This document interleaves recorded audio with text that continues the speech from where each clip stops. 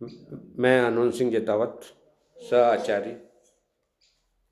आज मैं आपको BSc G honours part second में चलने वाले course stat 211 introduction to statistical method के टॉपिक समांतर माध्य के बारे में बताना चाहता हूँ।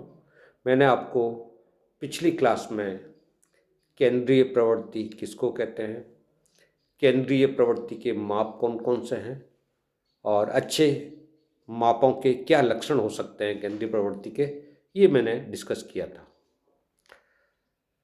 जैसा मैंने आपको बताया था कि समांक जब अपन एकत्रित कर लेते हैं और उससे समूह की व्यक्तिगत इकाइयों के बारे में कोई निष्कर्ष निकालना चाहते हैं तो अपने सामने एक विश्लेषण की विधि है जिसमें अपन संख्याओं के समूह के मध्य मूल्य की पहचान करते हैं। मध्य मूल्य की पहचान करने के लिए अनेक तरीके अपने सामने हैं। इसका कारण भी बिल्कुल स्पष्ट है, क्योंकि प्रत्येक तरीके में विशेषता है तो साथ ही साथ कमी भी है। तो जैसी अपनी ज़रूरत है उसके अनुसार अपन केंद्रीय प्रवृत्ति के माप का उपयोग कर सकते हैं। जैसा मैंने आपको बताया था, केंद्रीय प्रवृत्ति के मापों को अपन 3 समूहों में बांट सकते हैं। पहले समूह को अपन स्थिति संबंधी माध्य, जिसमें बहुलक और माध्यिका आते हैं, यह बताया था।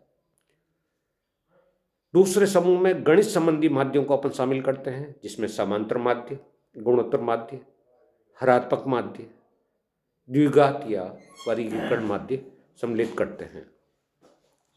तीसरा समूह व्यापारिक माध्यों का अपन शामिल करते हैं, जिसमें चल माध्य, प्रगामी माध्य, संगठित माध्य आते हैं। आज अपन बात करते हैं सबसे लोकप्रिय और सबसे अधिक काम में लिए जाने वाली माध्य समांतर माध्य। सबसे पहली बात है समांतर माध्य की परिभाषा क्या है। जैसा मैंने आपको बताया कि परिभाषा में याद करने का सबसे बढ़िया तरीका यही है कि ज्ञात करने का सूत्र है उसको अपन शब्दों में अभिव्यक्ति करते हैं। देखिए, गणितीय माध्यों में सबसे अधिक महत्वपूर्ण और लोकप्रिय समांतर माध्य है। जब हम सामान्य भाषा में औसत शब्द का प्रयोग करते हैं तो हमारा तात्पर्य समांतर माध्य से ही होता है। समांतर माध्य किसी समंक माला का समांतर माध्य वह मूल्य है जो उस श्रेणी के मूल्यों के योग में पद मूल्यों की संख्या का भाग देने पर प्राप्त होता है। समांतर माध्य 2 प्रकार के होते हैं, एक सरल समांतर माध्य और दूसरा भारित समांतर माध्य। सरल समांतर माध्य क्या होता है, इसकी सबसे महत्वपूर्ण विशेषता जो आपको याद रखनी चाहिए, जब श्रेणी के सभी मूल्यों को समान महत्व अपन देते हैं गणना में, तो इस प्रकार से जिस समांतर माध्य की गणना अपन करते हैं यह सरल समांतर माध्य में आएगा। दूसरा भारित समांतर माध्य, जैसा इसका नाम है, सभी संख्याओं को अपन समान महत्व नहीं देते हैं, अलग अलग संख्या को अलग अलग महत्व देते हैं और अलग अलग संख्याओं को अलग अलग महत्व देकर यदि समांतर माध्य की गणना करेंगे तो यह सरल समांतर माध्य नहीं कहला के यह भारित समांतर माध्य कहलाता है। व्यवहार में अनेक श्रेणियों में विभिन्न मूल्यों का अलग अलग सापेक्षिक महत्व होता है। किसी पद का अधिक महत्व होता है व किसी पद का कम। ऐसी श्रेणियों में मूल्यों का समांतर माध्य निकालते समय उनके सापेक्षिक महत्व को ध्यान में रखना आवश्यक होता है। इकाइयों का सापेक्षिक महत्व किसी निर्दिष्ट आधार पर निश्चित अंकों द्वारा व्यक्त किया जाता है। इन अंकों को भार कहते हैं। इंग्लिश में अपन इसको वेट कहते हैं, और भारों के आधार पर निर्धारित किया गया समांतर माध्य भारित समांतर माध्य कहलाता है।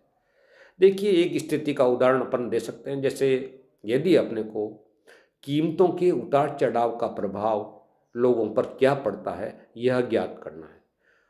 अपन जानते हैं कि मानव को अपनी आवश्यकता पूर्ति के लिए बहुत सारी वस्तुएं और सेवाएं चाहिए।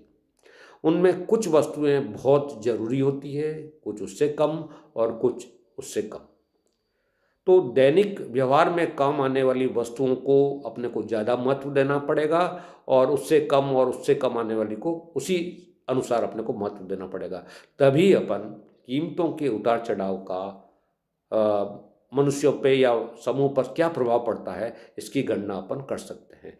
इसके लिए अपने को भार देना पड़ेगा। गणित में भार देने का तरीका, जो सूचना व्यक्तिगत इकाइयों से प्राप्त होगी और उसका तरीका भार देने का बहुत सरल है।